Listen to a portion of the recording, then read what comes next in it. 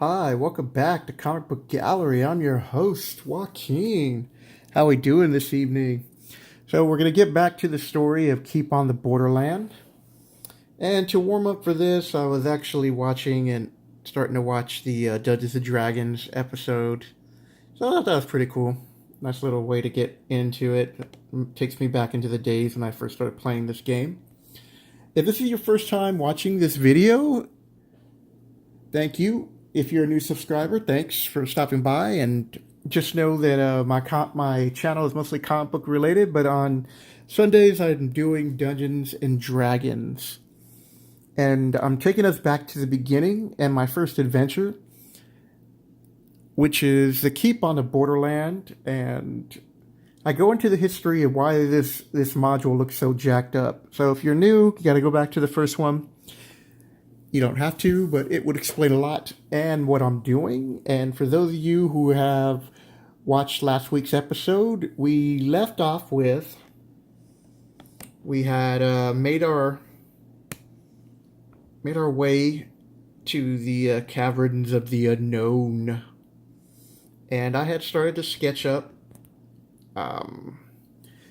these caves that we had discovered where these kobolds had ambushed us, and described that, we fought all the kobolds. And at the end, we decided to camp there inside the cave because we had defeated all the kobolds.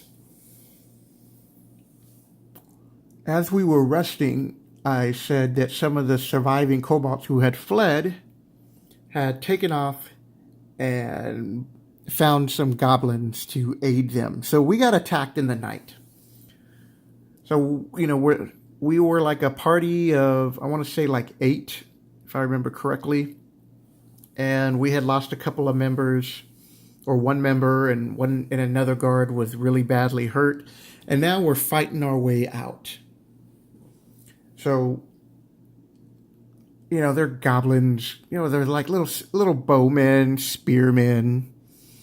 And I have no more magic. And I'm learning the hard way that a couple of lessons that unless you have to, you shouldn't spend the night in a cave that is inhabited by monsters, especially a cave that has many caves that you don't know about. So, lesson learned.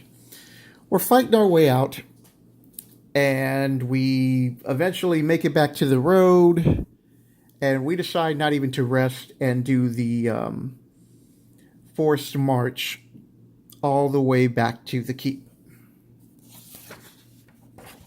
which I have started to sketch a scene here. So after a few days of recovering, and I'm going to go over this little scene here. See if I can get most of it in focus. Hopefully it won't fall off. Okay. So we came back with cobalt treasure and gold and jewelry. And we're starting to spend that in the bar. And I just sketched this little bar scene. And I don't know where I'm going to go with it yet. But I was talking about a project that I want to do. And part of this project is telling a story. My own D&D story, in a sense. So in order to do that, I have been just sketching little images, characters while I'm telling the story. And all I'm doing is just coming up with a loose sketchboard of an idea of my story. So these are nowhere even finished drawings or anything. They're just sketches. And that's what I like about, when you start drawing, you should always just be sketching out ideas. Don't worry about the details later, because you can always come back to the drawing and start fleshing it out. And in fact, most of the time, you're going to restart this drawing. You could still keep working on it, which I would suggest you do on a project like this that I'm undertaking, to work out all, your perspective and your placement and where you want people to be, and make sure your perspective's right, and know that this figure and these figures should be the biggest, even though this is smaller. This is kind of to indicate a smaller person. And back here, We have some humans, and I think it's gonna be an elf, and it's gonna be my dwarf friend, and some other people here, and we have a person on the bar singing. So it's this festive scene. So we're there, and we sold off the jewelry that we found in the treasure. We found some jewelry and some gems and gold. But more importantly, we got back out alive. So he let us rest there for a few days, and we actually leveled up, which meant that I could actually gain another first level spell, which, at that age, he had to explain to us what all the spells did, and he kind of guided us which spells to take. So the second spell I took was Shocking Grasp, where it's like an electrical shock. So this is supposed to help us in the next part of the adventure, which I will get into. So we paid off our men. We lost 2. We carried back the bodies with us to show of a sign of good faith. And you don't always have to do that, but you should at least bury them and give their share or what you're going to pay them to their family members, which we did. And we hired some more people. And I was really excited because I got to go through the player's handbook and start buying like equipment that normally at the very beginning, when he chose us to pick stuff, I couldn't. So as a little kid, I was just like, whoa, sorry about that flash just coming in real quick, but I was like, wow, I could get anything I want, because we had like 2,000 gold with us, over more than that actually, probably around 2,500 gold. Because after we sold the jewelry and everything, even at 50% loss, I took an intelligence check so I could determine what the value of the gems would be, so we didn't get ripped off. So we bought like, horses, the guards that we had hired. We upgraded their gear a little bit, and so they were happy. We bought horses, mules, all kinds of things. I mean, we just went crazy. All right, so it's like a little kid in a candy store.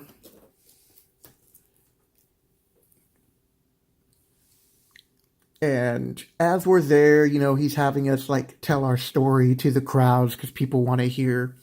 We meet up with another character who he introduces to help us. I mean, it's almost like, before Lord of the Rings came out. So you kind of had a ranger named Strider. And I want to say my elf's character was Spellbinder. And I forget what the dwarf's character name was. So he's now a second level cleric.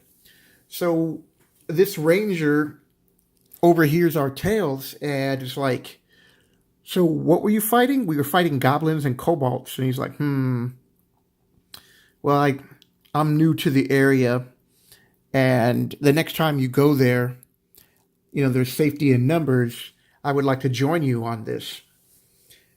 So we said, yeah, come on, sure, come along. And so I didn't know this at the time, but we were going to need this character later on.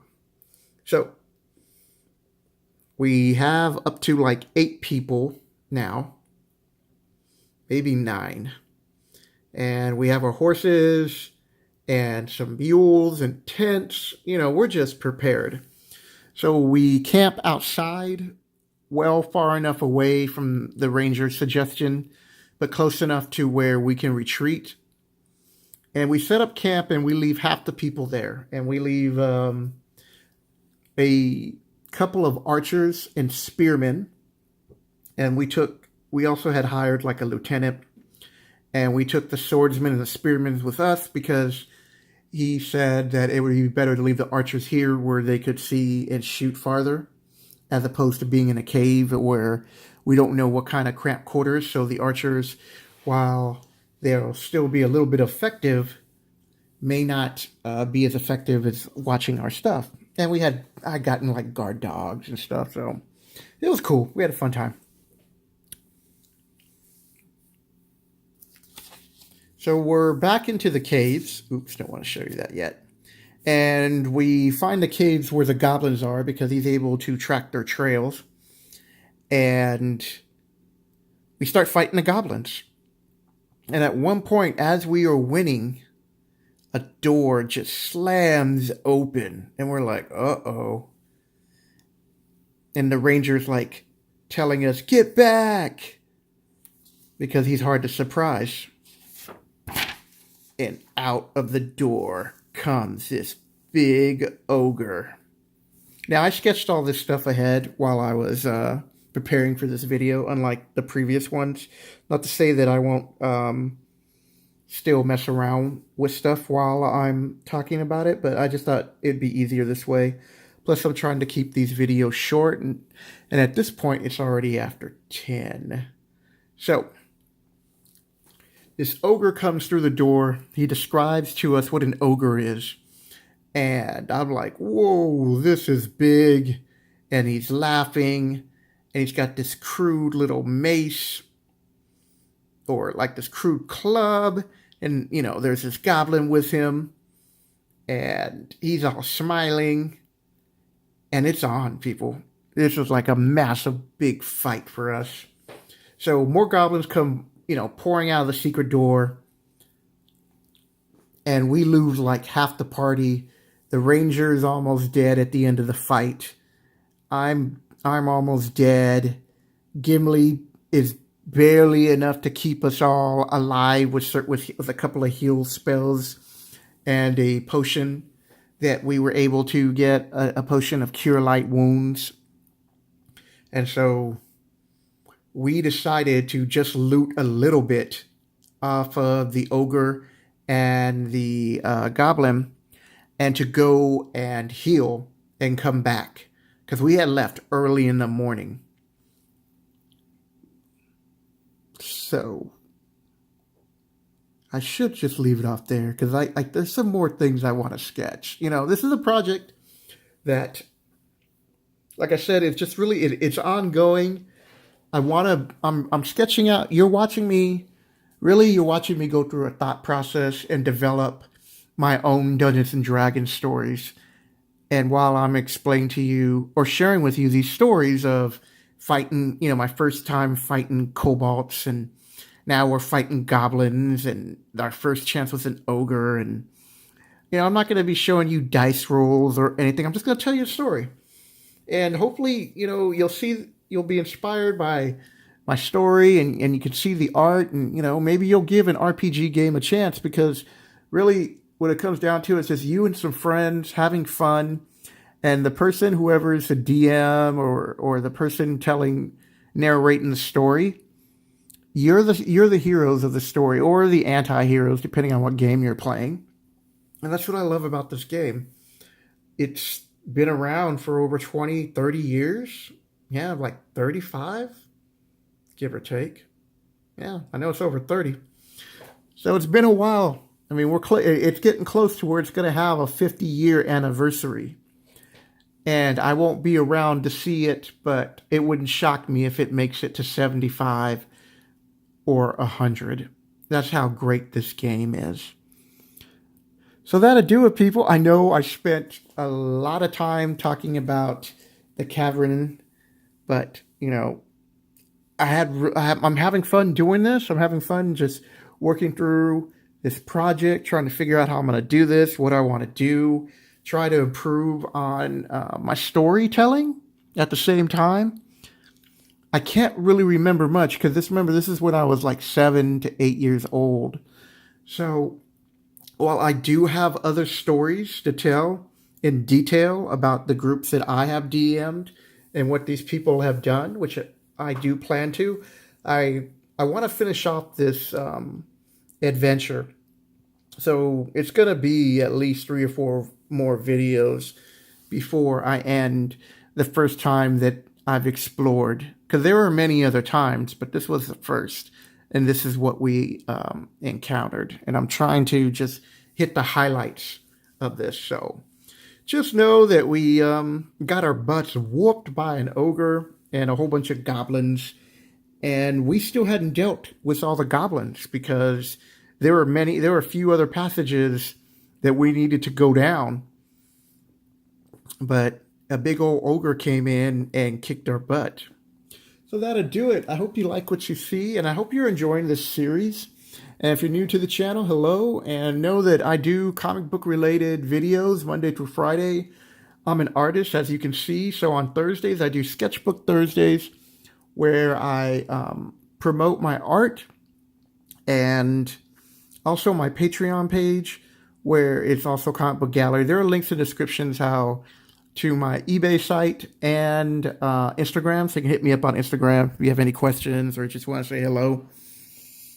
Would love to hear from you. Or if you have any feedback, please write it down in the description below. Like I said, I'm trying to keep these videos really short, and I'm trying to entertain you all at the same time and just show you some images and why I love playing this game. So that'll do it, people.